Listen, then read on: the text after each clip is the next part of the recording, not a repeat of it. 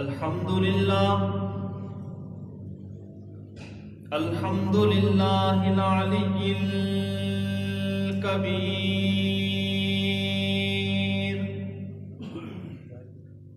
الكبير المتعال.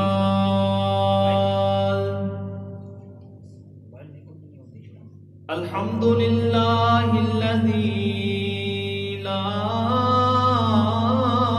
شريك له في الذات والصفات،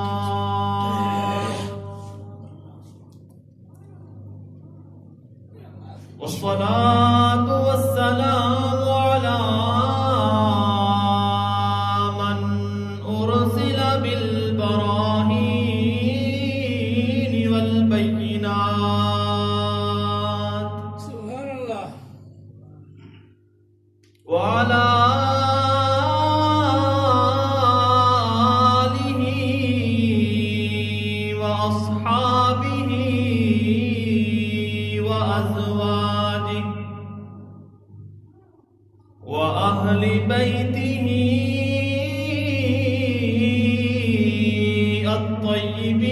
الطيبين الطاهرات.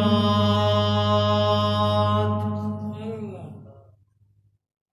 أما بعد، فأعوذ بالله من الشيطان الرجيم. بسم الله الرحمن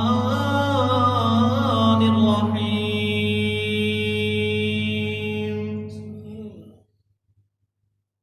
فأما من طغى وآثر الحياة الدنيا فإن الجحيم هي المأوى. وأما من خاف مقام ربه ونهى النفس عن الهوى فإن الجنة هي المأوى. وقال تعالى في موضع آخر: يا أيها الناس إنا خلقناكم من ذكر وأنثى وجعلناكم شعوبا وقبائل لتعارفوا إن أكرمكم عند الله أتقاكم إن الله عليم خبير. صدق الله مولانا العظيم، وصدق رسوله النبي الأمي الهاشمي المدني الكريم، ونحن على ذلك لمن الشاهدين والشاكرين. الحمد لله رب العالمين. يا رب صل وسلم دائما أبدا على حبيبك خير الخلق كلهم، هو الحبيب الذي ترجى شفاعته لكل هول من الأحوال مقتحم. کھیتیاں سرسبز ہیں تیری غذا کے واسطے،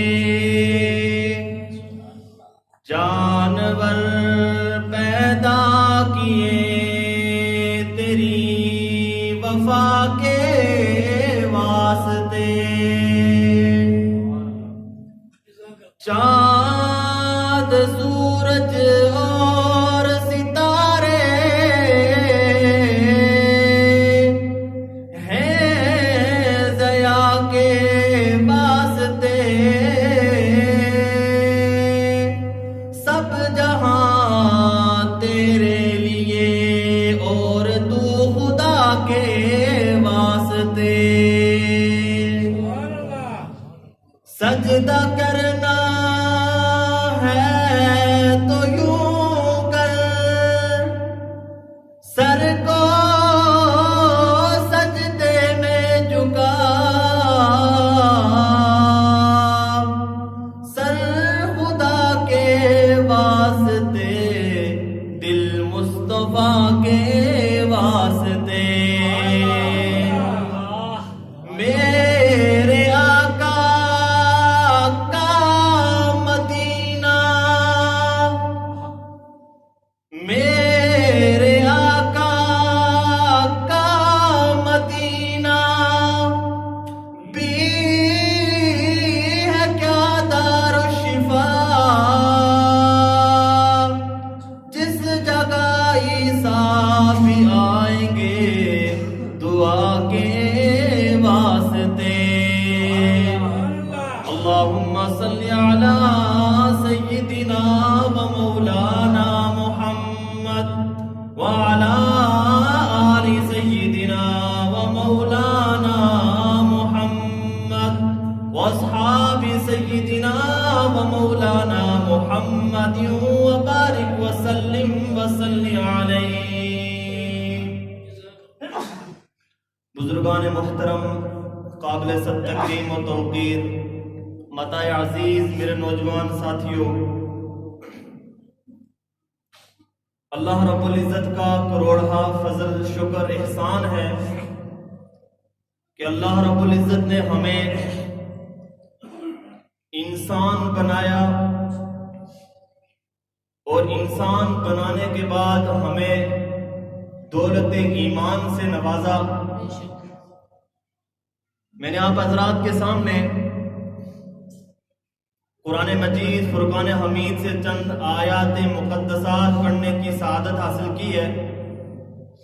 اللہ رب العزت سے دعا ہے کہ اللہ رب العزت مجھے حق بات کہنے کی، سمجھنے کی اور ہم سب کو اس پر عمل کرنے کی توفیق عطا فرمائے.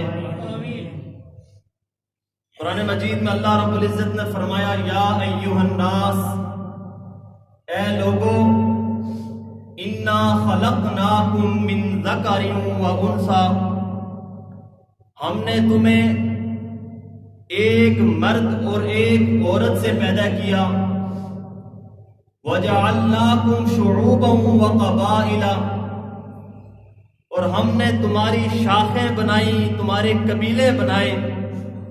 کیوں بنائے؟ لتعارفوا، تاکہ تم ایک دوسرے کو پہچان سکو. اور آگے فرمایا ان اکرمکم عند اللہ اتقاکم، لیکن اللہ کے ہاں سب سے عزت والا کون ہوگا؟ فرمایا ان اکرمکم عند اللہ اتقاکم، اللہ کے نزدیک سب سے عزت والا وہ ہوگا کہ جو اللہ سے جتنا ڈرتا ہوگا. جو جتنا متقی ہوگا وہ اتنا اللہ کے قریب ہوگا، جو جتنا پرہیزگار ہوگا وہ اللہ کے اتنے قریب ہوگا، جو جتنا گناہوں سے بچتا ہوگا وہ اللہ کے اتنا قریب ہوگا. اور فرمایا ان اللہ علیم خبیر، بے شک اللہ تعالی ہر بات کو جاننے والے، ہر چیز سے خبردار ہے. انا خلقناکم من ذکر و انثی، ہم نے تمہیں ایک مرد اور ایک عورت سے پیدا کیا. ایک مرد سے مراد حضرت آدم علیہ السلام اور ایک عورت سے مراد حضرت حوا علیہ السلام، کہ ہم سب کا باپ ایک، ہم سب کی ماں ایک. اور اس کے بعد فرمایا ہم نے تمہیں مختلف شاخوں، مختلف قبائل کے اندر بنایا. سب کا ایک باپ ایک ماں، لیکن کوئی ملک ہے، کوئی چودھری ہے، کوئی سردار ہے، کوئی لوہار ہے، کوئی موچی ہے، سب کی پہچان اپنی اپنی۔ یہ کیوں بنایا؟ لِتَعَارَفُوا، تاکہ تم ایک دوسرے کو پہچان سکو۔ إِنَّ أَكْرَمَكُمْ عِندَ اللَّهِ أَتْقَاكُمْ، لیکن میرے ہاں سب سے عزت والا وہ ہوگا کہ جو مجھ سے جتنا ڈرتا ہوگا۔ کاش کہ اللہ تعالیٰ نے جو عزت کا معیار مقرر فرمایا وہ معیار ہمارے معاشرے کے اندر بھی آ جائے۔ ہمارے معاشرے میں اسے عزت دی جاتی ہے جس کے پاس دولت ہوتی ہے، جس کے پاس کار کوٹھڑی ہوتی ہے، جس کے پاس بینک بیلنس ہوتا ہے، جس کے پاس جتنی دولت ہوتی ہے اسے اتنا پروٹوکول دیا جاتا ہے۔ ایک قریب کا رشتہ دار ہے لیکن غریب ہے، اسے کہتے ہیں ہم اس کو نہیں جانتے، لیکن ایک رشتہ دار نہیں ہے، دور کا آدمی ہے لیکن امیر ہے، اسے کہتے ہیں کہ یہ قریب کا رشتہ دار ہے۔ ہمارے ہاں معیار بدل چکا ہے، لیکن میرے اللہ نے فرمایا یہ کوئی چیز نہیں ہے کہ کسی کے پاس دولت ہے، کسی کے پاس کار کوٹھڑی ہے، کسی کے پاس بینک بیلنس ہے، کوئی چیز نہیں ہے۔ ان اکرمکم عند اللہ اتقاکم، کہ جس کے دل میں میرا خوف ہوگا وہ میرے اتنے قریب ہوگا، جس کے دل میں ایمان ہوگا وہ میرے اتنے قریب ہوگا۔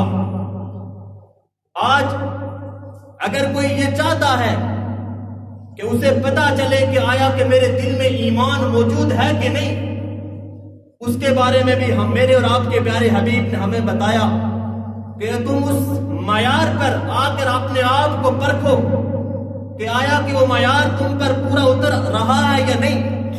اگر تم اس معیار کے اوپر اتر رہے ہو تو تمہارے پاس دولت ایمان موجود ہے، اور اگر اس معیار پر نہیں اتر رہے تو تمہارے پاس دولت ایمان موجود نہیں ہے۔ اور اگر یہ نقص انسان کو مرنے سے پہلے پتہ چل جائے تو اسے اللہ کا شکر ادا کرنا چاہیے۔ حدیث مبارکہ میں آتا ہے صحابی رسول آئے اللہ کے نبی کے پاس اور آ کر عرض کیا اللہ کے نبی ہمیں کیسے پتا چلے گا کہ ہمارے پاس ایمان کی دولت موجود ہے کہ نہیں، ہمارے پاس ایمان کی دولت موجود ہے کہ نہیں؟ اس لیے کہ ہر چیز کا ایک وجود ہوتا ہے۔ اگر میں کہوں کہ میرے پاس موبائل ہے، اس موبائل کا ایک وجود موجود ہے۔ اگر میں کہوں میرے پاس پگڑی ہے، اس پگڑی کا وجود موجود ہے، لیکن اگر میں کہوں کہ میرے پاس ایمان موجود ہے، اس کا کوئی وجود نہیں ہے۔ میں اس کو ثابت نہیں کر سکتا میرے پاس ایمان ہے کہ نہیں ہے، لیکن کروڑوں سلام اس آقا پر، کروڑوں سلام درود و سلام، فرمایا میں تیرے نام پر قربان، کروڑوں سلام۔ ایمان کی نشانی بتائی، اور وہ نشانی کیا بتائی؟ ایمان کی نشانی یہ بتائی کہ جب تم کوئی نیکی کرو اور تمہیں اچھا معلوم ہو، اور تم جب کوئی برائی کرو اور تمہارے دل میں برا معلوم ہو، فَأَنْتَ مُؤْمِن، تو تم مسلمان ہو۔ اگر برائی کر کے تمہیں دل میں رنجش ہو، برا معلوم ہو، اور اچھائی کر کے تمہیں خوشی محسوس ہو، فَأَنْتَ مُؤْمِن، تو تم مومن ہو۔ کیا آج ہمارے معاشرے کے اندر اچھائی اور برائی کی تمیز موجود ہے؟ ایک اللہ کے بزرگ، اللہ کے ولی انسان تھے، ایک نوجوان آ کر کہتا ہے حضرت حالات ٹھیک نہیں ہے گھر کے، بڑی مشکل سے گزارا ہوتا ہے، ہمارے لیے دعا فرمائیں۔ چنانچہ اس نوجوان کے محلے کے اندر ایک فوتگی ہو گئی، وہ بزرگ اس فوتگی میں گئے اور یاد آیا کہ وہ نوجوان بھی اسی جگہ رہتا ہے، اس سے ملاقات کر کے بھی چلتے چلے جائیں۔ چنانچہ وہ بزرگ اس کے گھر میں آئے، اور جب آئے تو دیکھا کہ اس کے گھر کے اوپر ڈش لگا ہوا ہے، گھر کے اوپر ڈش لگا ہوا ہے۔ اب بزرگ تو وہاں پر کچھ نہیں بولے۔ دوسرے دن وہ شخص، وہ نوجوان اس بزرگ کے پاس آیا تو اس بزرگ نے پوچھا کہ تم کہتے ہو حالات ٹھیک نہیں ہے، کچن نہیں چلتا، لیکن تمہارے گھر کے اوپر ڈش رکھا ہوا ہے، یہ کیا ماجرا ہے؟ تو کہنے لگا کہ اصل میں ہمارے گھر میں وی سی آر موجود ہے، اور کرائے کے اوپر وہ فلمیں لانی پڑتی ہیں اور وہ کرایہ دے کر فلمیں دیکھنی پڑتی ہیں، لہذا میرے گھر کے اندر ڈش لگوا دی تاکہ میرا وہ کرایہ بچ جائے، وہ کرایہ بچ جائے۔ اب وہ بزرگ کہنے لگے کہ یہ کیا معاملہ ہے کہ ہم نے تو سنا ہے کہ اس ڈش کے اوپر بڑے گندے مناظر آتے ہیں، بڑی گندی اسکرین آتی ہے، کہ تمہارے گھر کے اندر بہو بیٹی ماں موجود نہیں ہے۔ تو کہنے لگا کہ جب یہ شروع میں آیا تھا اس وقت تو جب ہم سب بیٹھ کر وہ مناظر دیکھتے تھے تو ہمارے دل میں تکلیف ہوتی تھی، ہمیں برا معلوم ہوتا تھا، لیکن آہستہ آہستہ ایسا وقت گزرا کہ اسکرین کے اوپر ننگا ناچ چل رہا ہے اور بیٹی پاس موجود بیٹھی ہوتی ہے۔ حدیث پاک میں آتا ہے اذا لم تستحی فاصنع ما شئت، کہ جب تم حیا نہ کرو تو جو چاہے کرو، جو چاہے کرو۔ حدیث مبارکہ میں آتا ہے کہ انسان کا دل ایک سفید کپڑے کی مانند ہوتا ہے، جب وہ کوئی گناہ کرتا ہے اس کے دل کے اوپر ایک کالا نقطہ لگ جاتا ہے، اگر وہ توبہ کرتا ہے وہ نقطہ ختم ہو جاتا ہے، لیکن اگر وہ لگاتار گناہ کرتا رہتا ہے، نافرمانی کرتا رہتا ہے اور وہ توبہ نہیں کرتا، فرمایا کہ اس کا دل پورا کا پورا سیاہ ہو جاتا ہے، پورا کا پورا کالا ہو جاتا ہے۔ آج ہمارے ہاں ایسے لوگ بھی موجود ہیں کہ جن کی اگر جماعت کی نماز چھوٹ جائے تو وہ اپسیٹ ہو جاتے ہیں، وہ پریشان ہو جاتے ہیں، اسے نیند نہیں آتی کہ میری جماعت کی نماز قضا ہو گئی۔ اور ہمارے اندر بھی ایسے لوگ موجود ہیں کہ جن کی 5 وقت کی نمازیں قضا ہو رہی ہیں، لیکن ان کو اس چیز کا احساس کوئی نہیں ہے، اس لیے کہ انسان کا دل سفید کپڑے کی مانند، 5 وقت کا نمازی اس کا دل سفید کپڑے کی مانند، اور جو کوئی نماز قضا کرتا ہے اس کا نماز قضا کر کے اس کا دل بالکل کالا ہو چکا ہے اور اب اسے اچھائی اور برائی کے درمیان تمیز معلوم نہیں ہوتی۔ تو فرمایا ایمان کو چیک کرنے کے لیے سب سے پہلی نشانی یہ ہے کہ جب تم کوئی اچھائی کرو اور تمہیں خوشی معلوم ہو، اور جب تم کوئی برائی کرو اور تمہیں وہ برا معلوم ہو، فَأَنْتَ مُؤْمِن، تو تم مسلمان مومن ہو۔ اور دوسری نشانی کیا ہے؟ فرمایا کہ جب مسلمان یا کوئی بھی اللہ کا بندہ مسجد میں جائے اور مسجد میں جا کر اپنے آپ کو پرکھے کہ اگر اسے مسجد کے اندر سکون معلوم ہوتا ہے تو اس کے دل میں دولت ایمان موجود ہے، اور اگر اسے مسجد کے اللہ کے گھر میں آ کر اسے سکون معلوم نہیں ہوتا تو فرمایا اسے اپنی ایمان کی فکر کرنی پڑے گی، اپنی ایمان کی فکر کرنی پڑے گی۔ اس لیے کہ حدیث مبارکہ میں آتا ہے کہ جب ایک بندہ مومن مسجد کے اندر آتا ہے وہ ایسے ہوتا ہے کہ جیسے مچھلی پانی کے اندر ہوتی ہے، اگر آپ مچھلی کو پانی سے نکالیں وہ تڑپنے پھڑکنے لگتی ہے، اسی طرح ایک بندہ مومن جس کے دل میں ایمان ہے وہ مسجد سے باہر ہے لیکن بار بار ٹائم دیکھ رہا ہے کہ کہیں مجھ سے جماعت کی نماز نہ نکل جائے، کہیں میرا ٹائم ضائع نہ ہو جائے، کہیں نماز کا وقت نہ چلا جائے، اسے اس کی فکر موجود ہے۔ لیکن ایک وہ شخص ہے کہ جو مسجد کے اندر آتا ہے، مسجد کے اندر آ کر اسے وہاں پر دل نہیں لگتا۔ ہمارے وہاں بھی یہاں پر دیکھا جاتا ہے جمعے کی نماز ہوئی، دعا ہوئی، سب ایسے بھاگتے ہیں جیسے باہر لڈو تقسیم ہو رہے ہیں، جیسے باہر کسی نے اس کو بلایا ہوا ہے، اور ہوتا کیا ہے جا کر سارے جوتیوں کے اوپر کھڑے ہو جاتے ہیں یا باہر باتیں کرنے لگتے ہیں۔ اگر مسجد کے اندر اسے سکون نہیں مل رہا تو اللہ کے نبی نے فرمایا کہ ایسا شخص کہ جسے مسجد کے اندر سکون نہیں مل رہا وہ ایسا ہے کہ جیسے ایک قیدی قید کے اندر ہوتا ہے، ایک پرندہ قید کے اندر ہوتا ہے اور وہاں پر اسے سکون نہیں آتا، اسے چین نہیں آتا، وہ چاہتا ہے کہ میں باہر چلا جاؤں۔ ایسے ہی جو منافق شخص ہوتا ہے وہ اسے مسجد کے اندر سکون نہیں آتا۔ تو پتہ یہ چلا کہ جس کو مسجد کے اندر سکون آئے وہ اللہ کا بندہ اور بندہ مومن اور دولت ایمان اس کے اندر موجود ہے، اور جسے مسجد کے اندر قرار نہ آئے اس کے دل میں نفاق موجود ہے، اور آپ اندازہ کریں اس شخص کا عالم کیا ہوگا کہ جو اللہ کے گھر میں آتا ہی کوئی نہیں، جو اللہ کے گھر میں آتا ہی کوئی نہیں، اس شخص کا عالم کیا ہوگا؟ اسی وجہ سے ہم دین کے بارے میں شک کرتے ہیں، اللہ کی ذات کے بارے میں شک کرتے ہیں، رسول اللہ کی رسالت کے بارے میں شک کرتے ہیں، قرآن کی حقانیت کے بارے میں شک کرتے ہیں، ایمان پر شک کرتے ہیں اور ایمان پر شک کرتے ہیں۔ اور آج ایسے بےہودہ اور بدبخت قسم کے لوگ بھی موجود ہیں کہ جو اس کریم ذات کے اوپر وہ کچھ لکھتے ہیں کہ جنہیں بیان نہیں کیا جا سکتا، رسول اللہ کی رسالت پر اس کردار کے اوپر وہ کیچڑ اچھالتے ہیں کہ جس کو بیان کرنا کفر سمجھا جاتا ہے۔ اس کی وجہ کیا ہے؟ اس کی وجہ یہ ہے کہ نوجوان مسجد میں آتا نہیں، قرآن و حدیث اسے آتی نہیں، سیرت رسول اس نے پڑھی کوئی نہیں، موبائل اس کے ہاتھ میں دے دیا، موبائل اس کے ہاتھ میں دے دیا۔ اب موبائل کے اندر انسان ہزاروں شک و شبہات موجود ہیں۔ اب جب وہ شک و شبہات کو دیکھتا ہے، اس کے اوپر ایمان لاتا ہے تو ایمان اس سے ختم ہو جاتا ہے، اور جب ایک شخص کا ایمان ختم ہو جائے تو وہ شیطان کا سب سے بڑا ہتھیار بن جاتا ہے۔ دو شیطانی قوتیں جو کام کر رہی ہیں، ایک انسان کے اندر شہوات کا پیدا کرنا اور دوسرا انسان کے اندر شبہات کا پیدا کرنا۔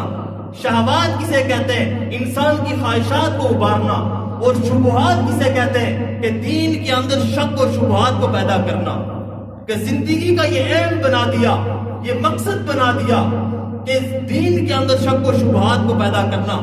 آج انسان خواہشات کا غلام بن گیا، آج انسان اپنی خواہشات کے اوپر چلنے لگا، لیکن اللہ کے قوانین کے اوپر نہیں چلا، اللہ کے قوانین کو نہیں دیکھا۔ اس کے بارے میں اللہ رب العزت نے اپنے کلام مقدس میں کہ وہ شخص کہ جو خواہشات کے اوپر چلتا ہے، اپنی منمانی زندگی بسر کرتا ہے، اس کے دل و دماغ پر اللہ کا قرآن دستک دیتا ہے، اور کیا کہتا ہے؟ سنیے کلام پاک کو۔ اعوذ باللہ من الشیطان الرجیم، بسم اللہ الرحمن الرحیم۔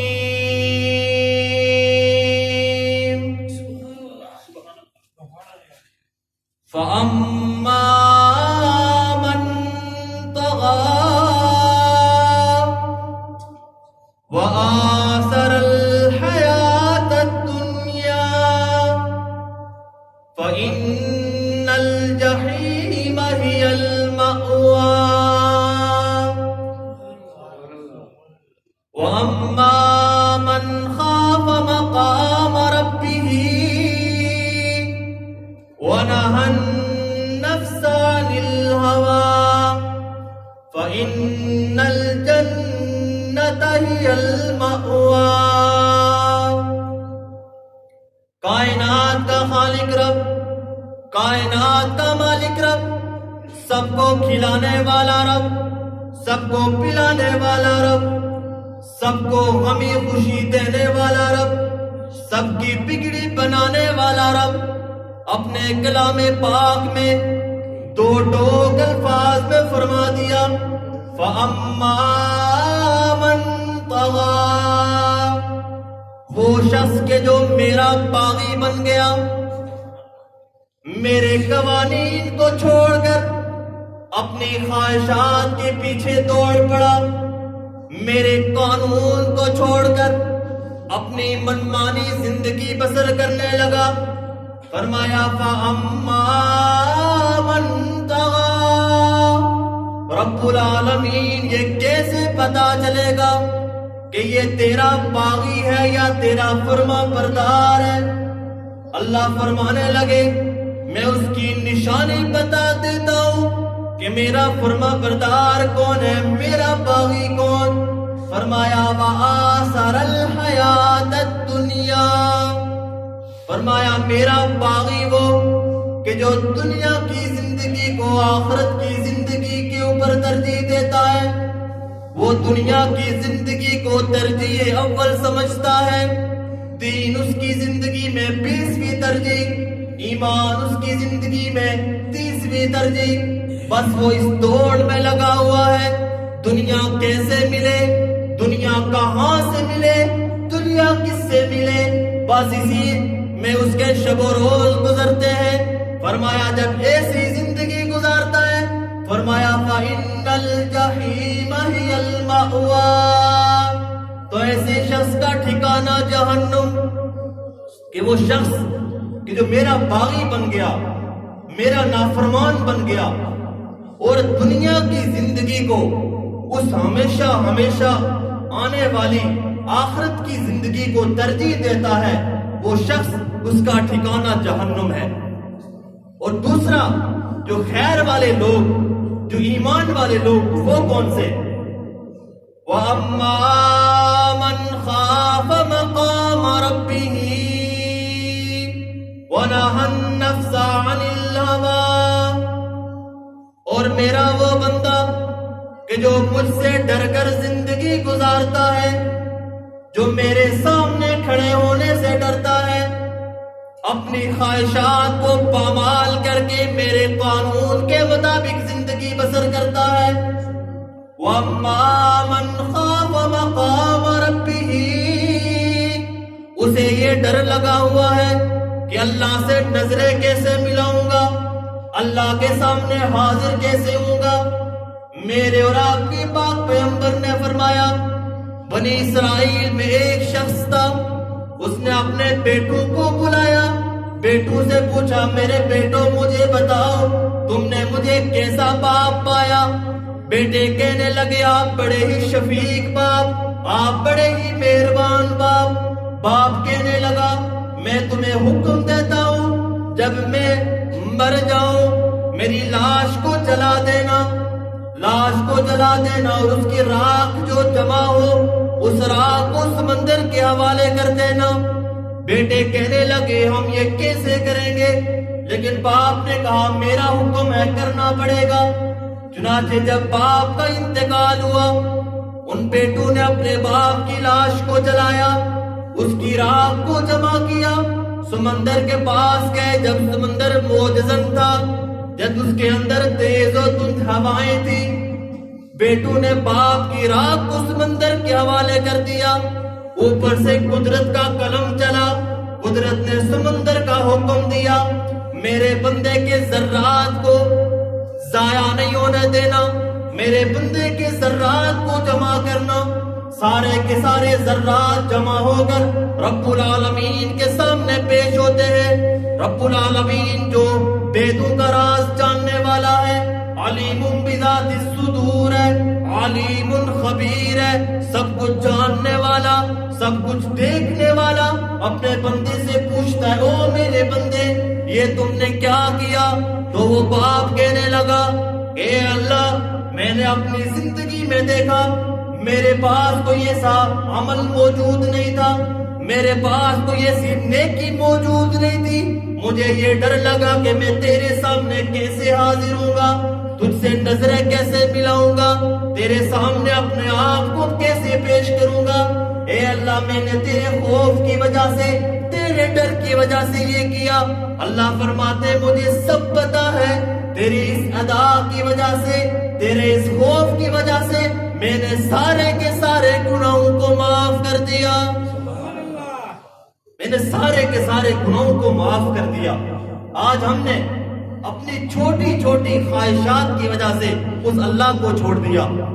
توبہ کرتے ہیں لیکن غیبت نہیں چھوڑتے، ہم توبہ کرتے ہیں لیکن جھوٹ نہیں چھوڑتے، ہم توبہ کرتے ہیں لیکن موبائل کا غلط استعمال نہیں چھوڑتے، ہم توبہ کرتے ہیں بد نظری نہیں چھوڑتے، ہم توبہ کرتے ہیں کسی کا گلا کاٹنے سے گریز نہیں کرتے، ہم توبہ کرتے ہیں کسی کے پاؤں کاٹنے سے گریز نہیں کرتے، ہم چھوٹی چھوٹی خواہشات کی وجہ سے اس اللہ کو چھوڑ رہے ہیں۔ اس کائنات کی ایک بزرگ ہستی حضرت بایزید بستامی فرمایا کہ خواب میں اللہ سے ملاقات ہوئی۔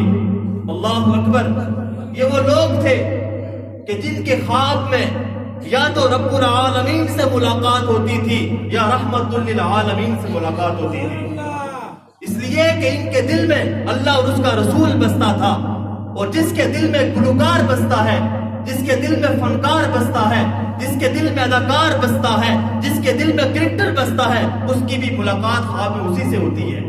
جو دل میں بسا کرتا ہے وہی خوابوں میں آیا کرتا ہے۔ حضرت بایزید کی ملاقات ہوئی اس بزرگ سے، اللہ رب العزت سے ملاقات ہوئی حضرت بایزید کی، اور پوچھا اے اللہ میں آپ کا قرب حاصل کرنا چاہتا ہوں، میں آپ کے قریب ہونا چاہتا ہوں، کوئی پروسیس بتائیں، کوئی عمل بتائیں، کوئی وظیفہ بتائیں، کوئی نسخہ بتائیں کہ میں تیرے قریب ہو جاؤں۔ اللہ نے فرمایا ضع قدمک علی نفسک فتعال، اے بایزید اپنی خواہشات کو پامال کرو، اپنی خواہشات کو چھوڑو، خواہشات نفس کی پیروی نہ کرو، اپنی خواہشات کے اوپر قدم رکھو، تم میرے قریب آؤ، تمہیں میرا قرب حاصل ہو جائے گا، میرا قرب حاصل ہو جائے گا۔ تو میرے دوستوں میں عرض کر رہا تھا کہ دو شیطانی قوتیں، ایک شہوات اور ایک شبہات۔ شہوات انسان کی زندگی میں خواہشات کا پیدا کر دینا، اور شبہات یہ انسان کے دین میں شک و شبہات کو پیدا کر دینا۔ آج اگر عام آدمی سے بھی پوچھا جائے، اور آج عام آدمی بھی کہتا ہوا یہ سنائی دیتا ہے کڑی مسیدی گچھیا اتنے گچھیا دا مولوی کی اور بانا، دویا مسجدی گچھیا دا مولوی کی اور بانا، نہ میں مسجد بھی گچھا دا نہ میں پریشان ہوں، میں سیدھا سادہ مسلمان۔ آج یہ کہتے ہوئے سنا جاتا ہے، لیکن دنیا کے معاملے میں یہ نہیں ہے۔ ایک ڈاکٹر کے پاس جاتا ہے اور ڈاکٹر یہ بتاتا ہے کہ تمہارے گردے میں تکلیف ہے، دوسرے ڈاکٹر کے پاس جا، نہیں بھائی تمہارا لیور خراب ہے، تیسرے کے پاس جا، نہیں تمہارے پتے میں پرابلم ہے، چوتھے کے پاس جا، نہیں تمہاری چھوٹی آنت کا پرابلم ہے۔ اب جب تک اسے علاج نہیں ملتا، ابھی یہ کہا کسی نے اور جی ایک ڈاکٹر کی اور بانا، دعا ڈاکٹر کی اور بانا، میں نے ڈاکٹر کو بننا ہے۔ یہ کوئی نہیں کہتا کہ میں ڈاکٹر کے پاس جاتا ہی نہیں، اس لیے کہ جسم عزیز تھا، اس کے لیے فکر مند تھا، لیکن آج ہمارے پاس دین عزیز نہیں ہے، ہمارے پاس عقیدہ عزیز نہیں ہے، ہمیں ایمان عزیز نہیں ہے، اس لیے اس کی فکر کوئی نہیں۔ اگر فکر ہوتی تو آج دین ہمارے پہلے نمبر کے اوپر ہوتا، دین اول ترجیح ہوتی، اور پھر کہتے ہیں کہ ہم اول نمبر پر نہیں ہیں۔ ابھی اول نمبر پر کیسے ہو؟ تم نے دین کو 20ویں نمبر پر رکھ دیا، تو تم کیسے اول نمبر پر ہو سکتے ہو؟ میرے نبی نے فرمایا خالف المشرکین وفر اللحا واحف الشوارب، مشرکین کی مخالفت کرو، کیسے؟ اپنی داڑھیوں کو بڑھاؤ، اپنی مونچھوں کو کتراؤ۔ آج اگر کوئی عذاب آتا ہے تو انسان کہتا ہے کیا ہم حق پر نہیں ہیں؟ کیا ہم مشرکین کی مخالفت کر رہے ہیں؟ ہم تو نبی کی مخالفت کر رہے ہیں اور مشرکین کی موافقت کر رہے ہیں۔ نبی نے تو فرمایا اپنی داڑھیوں کو بڑھاؤ، اپنی مونچھوں کو کتراؤ، لیکن ہماری داڑھیاں غائب ہیں اور مونچھیں یہاں تک پہنچ چکی ہیں۔ کیا یہ نبی کے قول کی نافرمانی نہیں ہے؟ کیا یہ نبی کی بات کی نافرمانی نہیں ہے اور مشرکین کی موافقت نہیں ہے؟ مشرکین کی موافقت نہیں ہے۔ اور پھر جب انسان کے پاس ایمان کمزور ہو جاتا ہے، ایمان کی پاور کمزور ہو جاتی ہے۔ آج اگر آپ دیکھیں کہ ٹیلی ویژن کے اوپر، اسکرین کے اوپر ہماری بہنیں بیٹیاں نیوز کی خبریں دیتی ہیں، اور جب ان کی باتیں سنتے ہیں تو ایسا لگتا ہے کہ ان سے سمجھدار کوئی نہیں، لیکن پردے کا جنازہ نکل چکا ہے، حیا کا جنازہ نکل چکا ہے۔ اور اللہ کے نبی نے فرمایا کہ قرب قیامت کی علامات میں سے ایک یہ علامت بھی ہے کہ انسان 500 اور 1000 کے لیے اپنے ضمیر کا سودا کر دیتا ہے، 5000 کے لیے اپنا ووٹ بیچ دیتا ہے، اپنے ضمیر کا سودا کر دیتا ہے۔ اور جب ہم اپنے ضمیر کو بیچ دیں اور پھر اللہ سے امید لگائے کہ ہم پر کوئی عمر بن عبدالعزیز جیسا حکمران آئے گا، ہم پر عمر بن خطاب جیسا کوئی حکمران آئے گا، نہیں آ سکتا۔ آج تو اگر عمر بن خطاب روضہ رسول سے نکل کر آ جائیں پھر بھی ہمارے حالات ٹھیک نہیں ہو سکتے، اس لیے کہ حدیث پاک کا کنٹینٹ ہے، فرمایا کہ جب تک تم خود اپنا آپ نہیں بدلو گے تمہارے حالات نہیں بدل سکتے۔ آج اگر صدر پیران پیر محبوب سبحانی شیخ عبد القادر جیلانی بن جائے اور وزیر اعظم بایزید بستامی بن جائے پھر بھی ہمارے حالات ٹھیک نہیں ہو سکتے، اس لیے کہ کلام پاک میں اللہ نے فرمایا ان اللہ لا یغیر ما بقوم حتی یغیروا ما بانفسہم، کہ اللہ اس قوم کی حالت اس وقت تک تبدیل نہیں کرتا جب تک وہ قوم اپنی حالت خود تبدیل نہیں کرتی، جب تک خود تبدیل نہیں کرتی۔ آج ایک جھٹکا لگا کورونا کا، اس کی وجہ سے امریکہ جیسی سپر پاور اور چائنا جیسی ٹیکنالوجی وہ گھٹنے ٹیکنے پر مجبور ہو گئی۔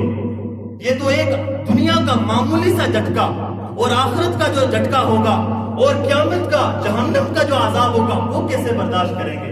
فرمایا وَلَهُمْ عَذَابٌ عَلِيمٌ بِمَا كَانُوا يَكْسِبُونَ کہ گناہگاروں کو، جہنمیوں کو عذاب علیم دیا جائے گا، دردناک عذاب، المناک عذاب، شدیدناک عذاب۔ کیوں؟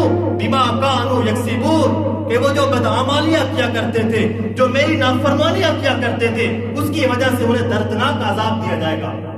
جہنمیوں کی جسامت کو بڑھا دیا جائے گا، اور ایک جہنمی کی جسامت، ایک اس کی داڑھ احد پہاڑ کے برابر ہو جائے گی۔ کیوں؟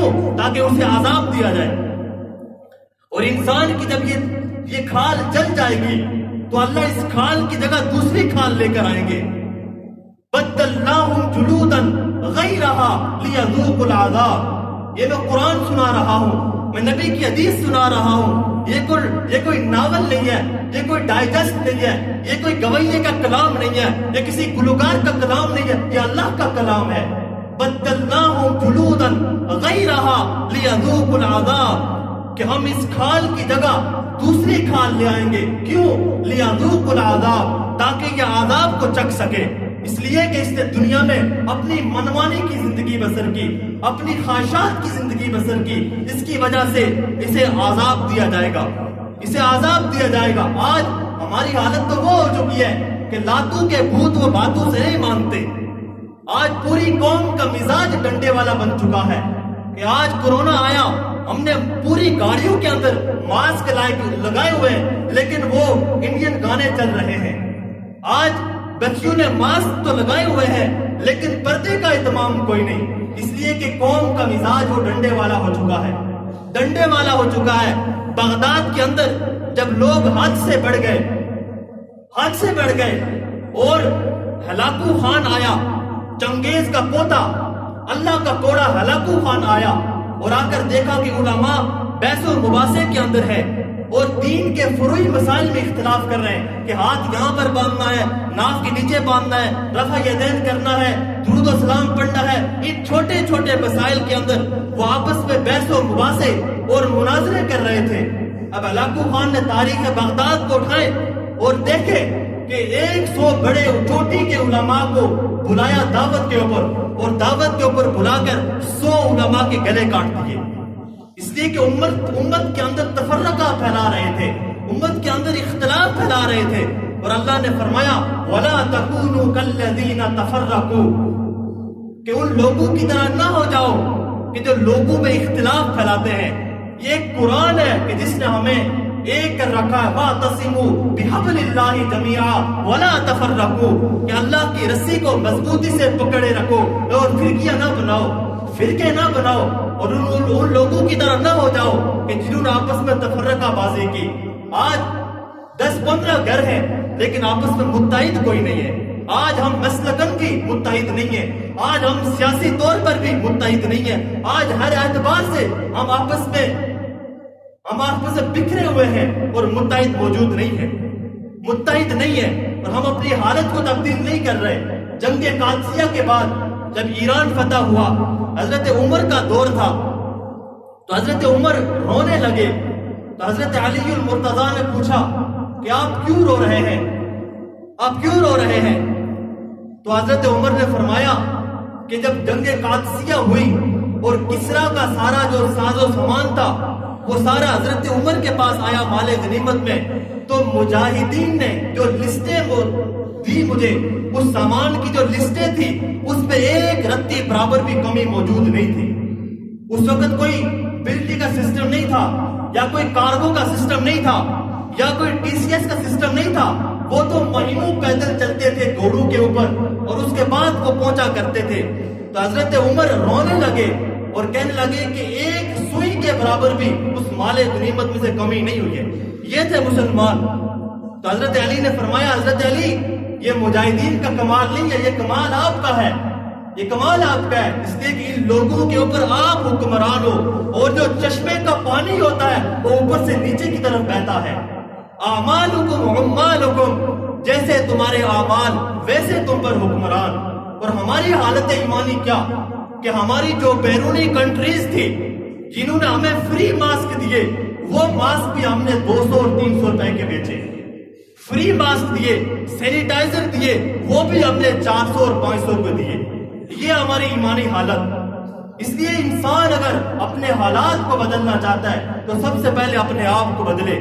جب خود بدلے گا تو اس سے فرد سے افراد بنتے ہیں، افراد سے معاشرہ بنتا ہے، معاشرے سے ملک بنتا ہے، ملک سے قوم بنتی ہے، دنیا بنتی ہے، سب بنتا ہے۔ لیکن ابتدا ہوتی ہے قوا انفسکم واہلیکم نارا، کہ بچاؤ اپنے آپ کو اور اپنے گھر والوں کو ایسی آگ سے، وقودھا الناس والحجارہ، کہ جس کا ایندھن انسان اور پتھر ہوں گے۔ تو اللہ رب العزت سے دعا ہے کہ اللہ رب العزت ہمیں صحیح معنی میں حالت ایمان کے مطابق زندگی بسر کرنے کی اور حالت ایمان کے مطابق ہمیں کلمہ نصیب فرمائے۔ وآخر دعوانا الحمدللہ رب العالمین۔ سنت اللہ۔